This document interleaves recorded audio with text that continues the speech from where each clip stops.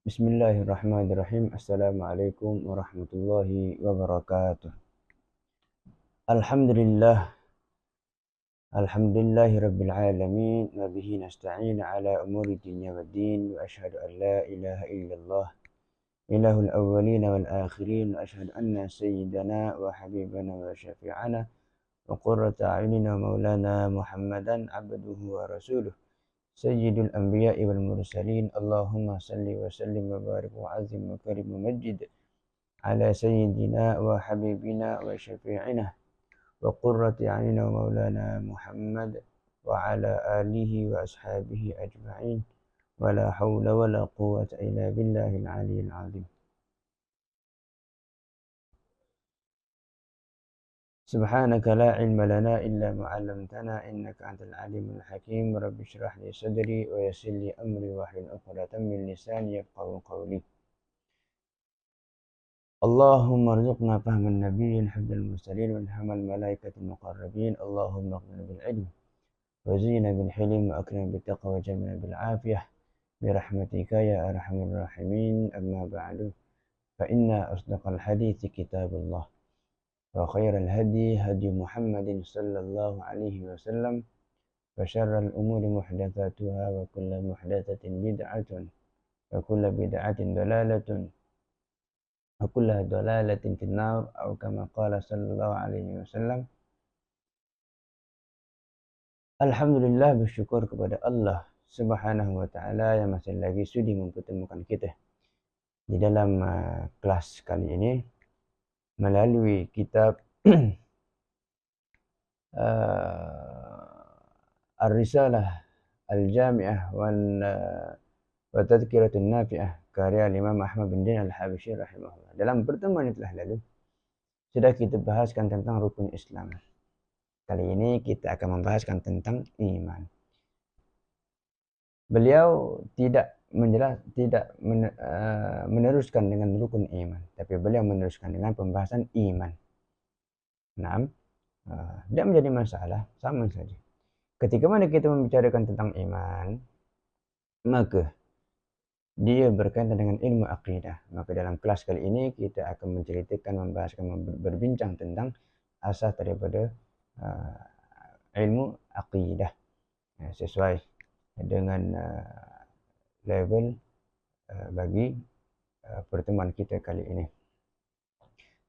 Kita tidak dan saya tidak akan menyampaikan istilah-istilah yang mungkin merumitkan untuk kita memahami.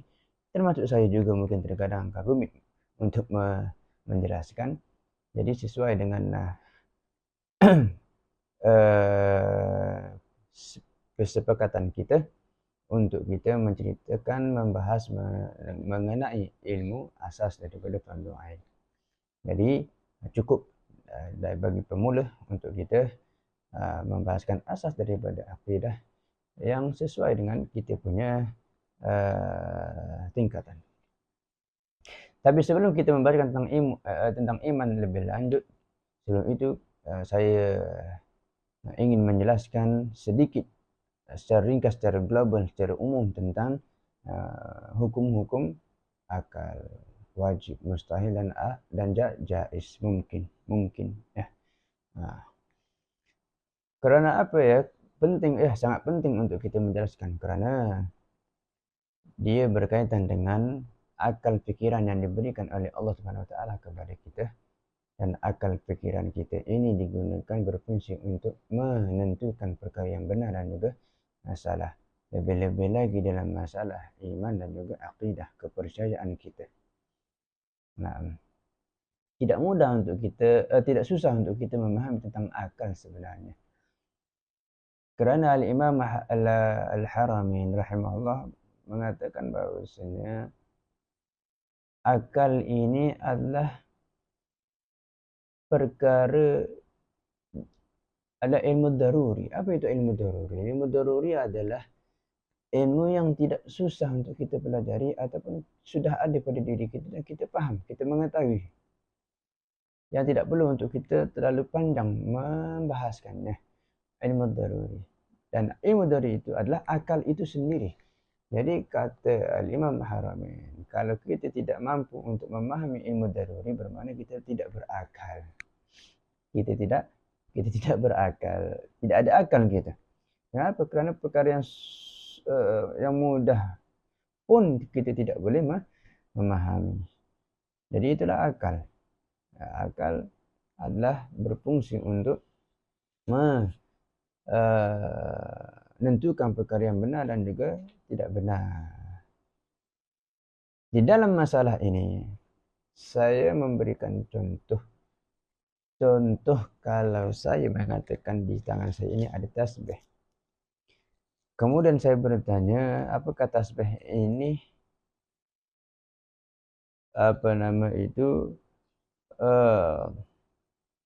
perlu ada? Maksud perlu ada, ya dia wajib ada. Kalau dia tidak ada, apakah demikian? Saya yakin pasti kalian sepakat dengan saya bahawa tasbih yang ada di tangan saya ini bukanlah sesuatu perkara yang wajib ada, mesti ada, tak wajib ada. Bila mana kita mengatakan demikian, hanya ada dua lagi option pilihan yang boleh kita berikan dekat tasbih ini. Antara mustahil dan juga mungkin. Kalau wajib tadi sudah terlepas, tak mungkin. Kerana dia adalah perkara yang boleh ada dan boleh tidak ada. Bila mana kita mengatakan demikian, di manakah dia akan tergolong? Boleh ada, boleh tidak ada. Maka jawapan yang tepat adalah dia tergolong sebagai sesuatu yang dianggap jaiz, mungkin. Bahasa ilmu akidahnya atau ilmu kalamnya mungkin. Perkara yang boleh ada, perkara yang tidak boleh ada. Dia boleh tidak ada dan boleh ada. Tidak menjadi masalah. Dan dia tidak memberi kesan apapun di dalam kehidupan kita. Bermakna tasbih ini ada, tidak ada pun okey. Nak dikatakan wajib, tak mungkin. Nak dikatakan mustahil untuk ada, untuk tidak ada pun tidak boleh juga. Jadi dia mungkin. Dan inilah yang kita maksudkan dengan sesuatu yang jaiz, harus. Kalau bahasa kita orang Melayu, harus itu mungkin. Maksudnya boleh ataupun tidak boleh. Kalau harus menurut orang Indonesia, mesti, wajib maksudnya. Jadi di situ ada perbezaan penggunaan istilah. Jadi mesti kita ingat bahawasanya segala sesuatu yang tergolong dalam golongan mungkin ada, mungkin tidak ada, itu semuanya adalah kita sebut sebagai makhluk. Di dalam bahasa Arab makhluk, bahasa Melayu pun makhluk. Apa itu makhluk? Ciptaan, yang dicipta. Terus siapa yang mencipta? Itulah istilahnya kita sebut sebagai khaliq. Kalau kita sebut makhluk bermakna selain daripada khaliq, maka segala perkara yang mungkin itu adalah makhluk. Seterusnya saya bertanya lagi. Apakah boleh untuk saya katakan tasbih ini berada di atas laptop ataupun atas meja? Boleh ataupun tidak boleh? Boleh. Kemudian saya bertanya lagi, bolehkah benda yang sama, tasbih yang sama berada di atas meja? Dalam waktu yang sama, benda yang sama, saya mengatakan dia di atas meja dan dia juga berada di bawah meja, di bawah laptop. Sekarang tasbih ini berada di atas laptop. Kemudian dia berada di bawah laptop juga. Dalam waktu yang sama berada di bawah laptop. Apakah akal kita boleh menerima keadaan demikian? Saya melihat bahawasanya soalan ini tidaklah begitu sukar untuk dijawab. Jelas sekali tidak mungkin. Tidak mungkin. Kalau tasbih ini terbukti berada atas meja, ya mustahil untuk dia berada di bawah meja. Realiti dia begitu. Ya kan? Kerana menurut akal kita yang saya kira sehat, ya, tidak mungkin bahawasanya tasbih yang sama berada di bawah meja ataupun di bawah laptop. Seperti mana contoh yang kita berikan. Kerana satu benda yang sama tidak mungkin berada pada dua keadaan, tidak mungkin. Maka itulah kita sebut sebagai mustahil. Maksudnya sesuatu yang tidak mungkin. Bukan tidak mungkin. Mustahil maksudnya tidak mungkin ada lah. Maksud tidak mungkin ada itu tidak dimungkinkan ada. Naam. Kemudian kita lanjut, kita pergi kepada satu pertanyaan lagi terakhir.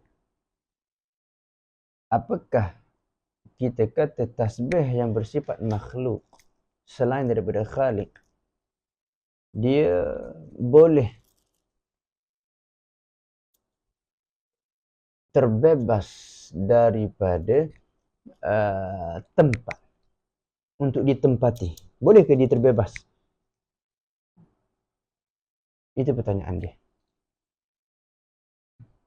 Sekali lagi kita renungkan.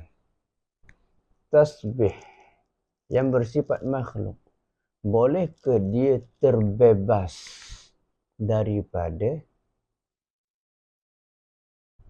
penempatan? Boleh terbebas daripada tempat. Bolehkah dia terbebas dari tempat?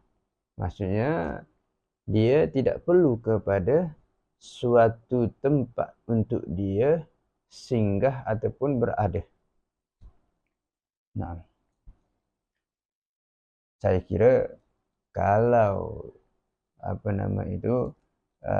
tasbih atau apalah benda yang berada di dalam muka bumi Allah ini,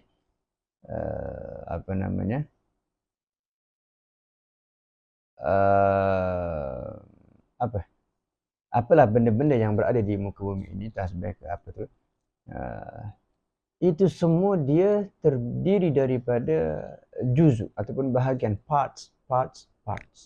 Dia ada part ni, dia ada bahagian ni, juzuk ni. Macam tasbih ni, dia ada bahagian ni, dia ada banyak dia punya dimensi yang berada tu, ya kan? Di dalam ilmu akidah, istilahnya kita sebut sebagai sesuatu yang memiliki bahagian, kita sebut jisim.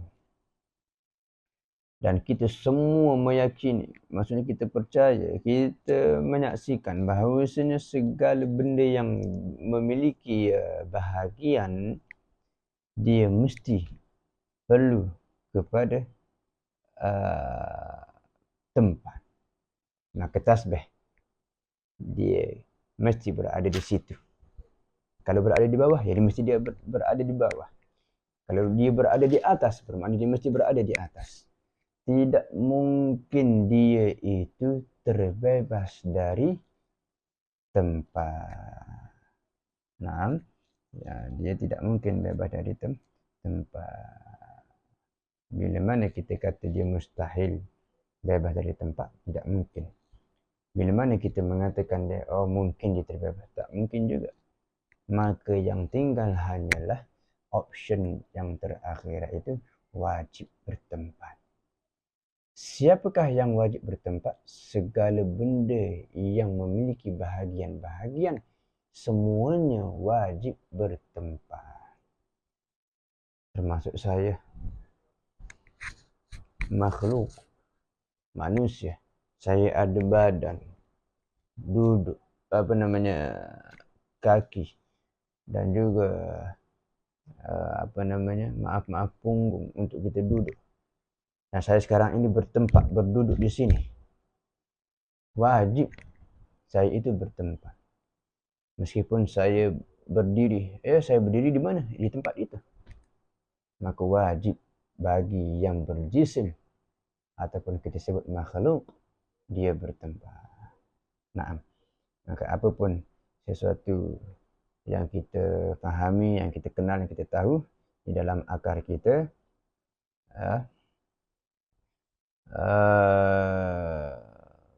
sesuatu itu pada suatu keadaan terkadang dia ada, terkadang dia tidak ada. Dan semua itu disediakan dengan 3 pilihan, wajib, mustahil dan juga jaiz. Nah, itulah asas daripada hukum akal. Mudah. Ya.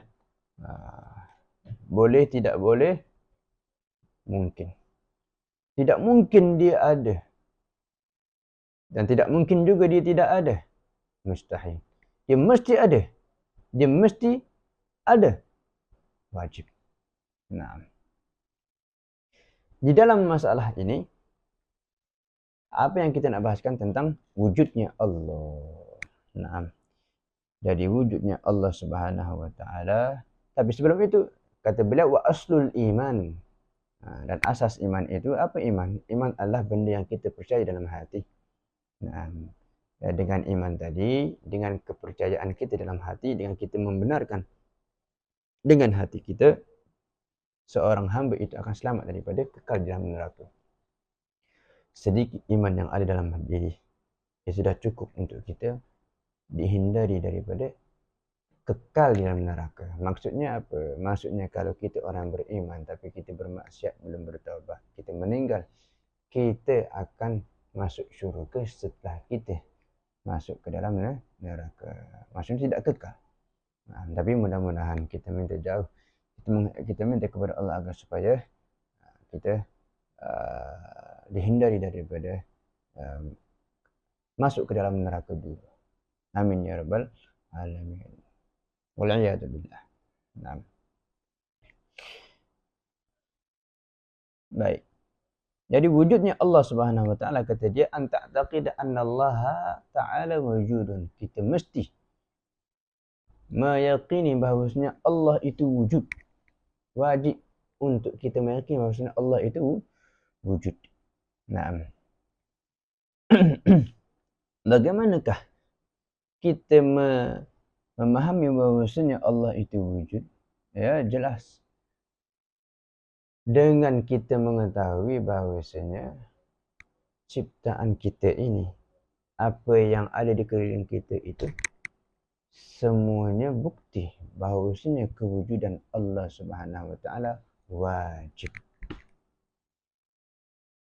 Nah, kita meyakini segala benda yang ada, yang dicipta, ya mesti ada yang mencipta. Maka yang mencipta itu adalah Allah Subhanahu wa taala, Tuhan. Naam. Yakni kalau kita mengatakan kita ini datang daripada orang tua kita. Naam. Kemudian orang tua kita datang daripada orang tuanya. Kemudian terus begitu dan tidak berhenti. Ini mustahil menurut mazhab ahli sunnah wal jamaah. Di dalam istilah kita sebut, dalam istilah aqidah kita sebut sebagai tasalsul, bersambung terus, tidak ada hentinya. Ini mustahil, tidak mungkin. Mesti pada satu saat dia berhenti pada satu tempat, barulah benda itu terjadi. Seperti contoh, saya memberitahukan kepada anda, antum semua, kamu jangan makan roti itu kecuali orang sebelah kamu makan. Dan orang yang sebelah kamu tadi, saya kata pula, kamu jangan makan roti itu kecuali orang sebelah anda makan. Dan terus begitu. Saya mengatakan kepada antum semua, jangan makan sebelum ini, makan sebelum. Apakah roti itu akan termakan atau dimakan? Sudah tentu tidak dimakan oleh siapa-siapa. Sebab apa? Tidak berhenti. Tidak berhenti itu.